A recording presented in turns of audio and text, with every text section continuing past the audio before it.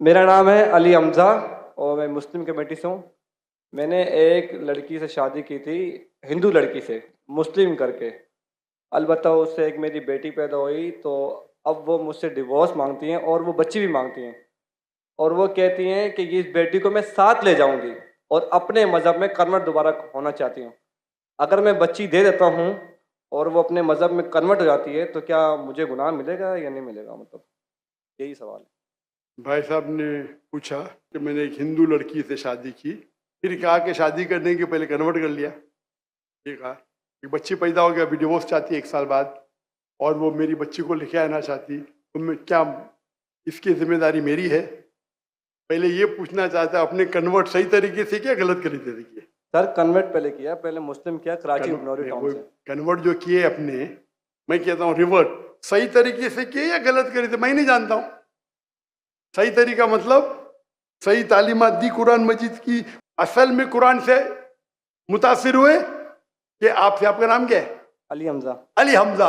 हो सकता है वो अली हमजा के इश्क में कन्वर्ट हो गई, बराबर ना? वो अल्लाह के इश्क में कन्वर्ट होना चाहिए, अल्लाह के रसूल के इश्क में कन्वर्ट होना चाहिए। आपके इश्क में कन्वर्ट हो गई तो मे भी आपकी गलती है।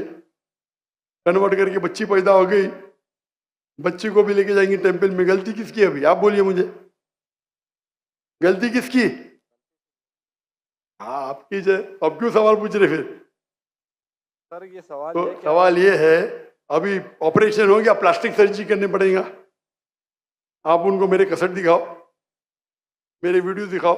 सर आप 1 साल आपसे शादी की, आपको 100% पता था कि नाम के लिए कन्वर्ट की, चलो हो तो गई कन्वर्ट, उस टाइम भी दावत नहीं की आपने, सही है क्या? सच बोलो। सर आपका बयान लेट हुआ, वो चले सुनिए मेरी बात, आई थी। सुनिए मेरी बात। आपने शादी कर ली, चलो कर ली अल्हम्दुलिल्लाह, आपको पता था कि वो नाम के लिए कन्वर्ट हुई, उस टाइम तो अब सही दावत देने का था उसको, बराबर कि नहीं? बराबर। आपने बोले चलो कन्वर्ट हो गए, अभी गए भाड़ में, क्या फर्क पड़ता है?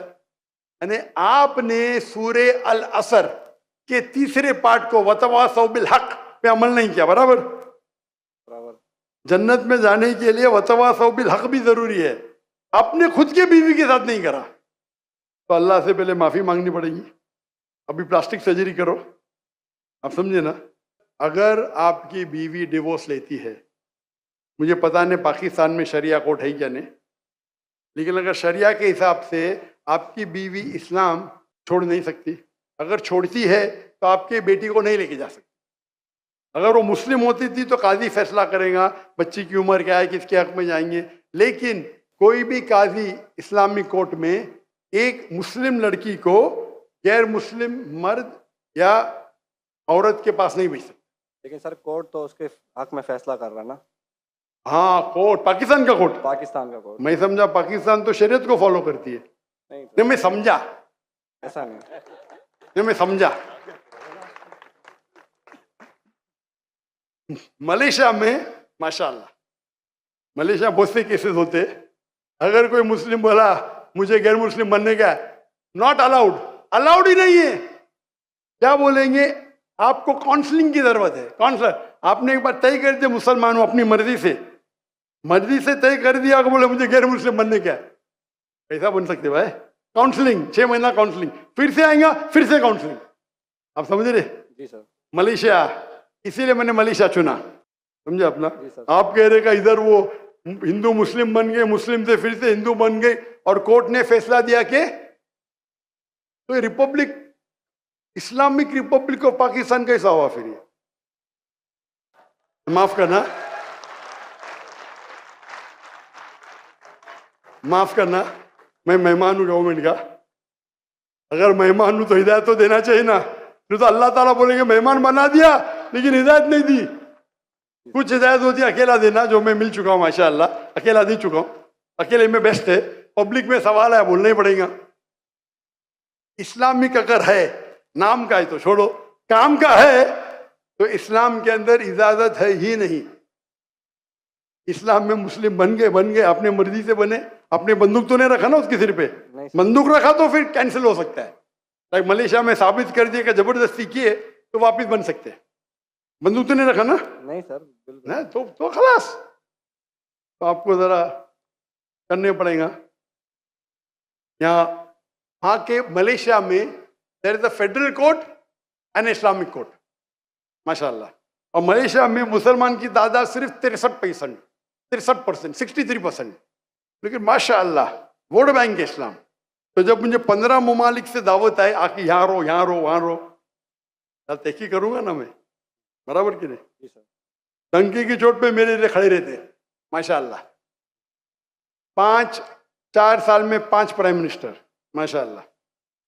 तो अगर इस्लामिक शरिया है तो शरीयतन अगर एक औरत जो मुस्लिम है गैर मुस्लिम बनती है तो इजाजत है कि नहीं, वो अलग बात है। बच्चे को तो लेके नहीं जा सकती, समझे आप ना? यहाँ कुछ होंगे ना हायर कोर्ट, आपके लॉयर शायद स्ट्रांग नहीं होंगे।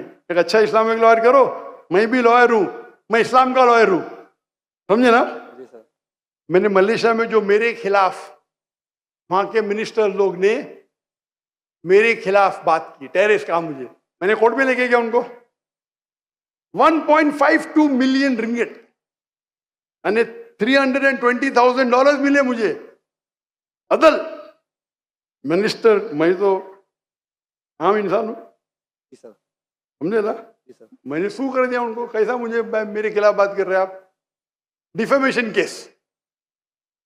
अल्हम्दुलिल्लाह आप भी अच्छे लॉयर करो। मैं तो, मेरे लॉयर अच्छे थे लेकिन मैं खुद, मेरी माशाल्लाह कोर्ट के अंदर में खुद मेरे लॉयर बोलते माशाल्लाह आपने क्या बात की, हमको तो बात करने की जरूरत ही नहीं पड़ी।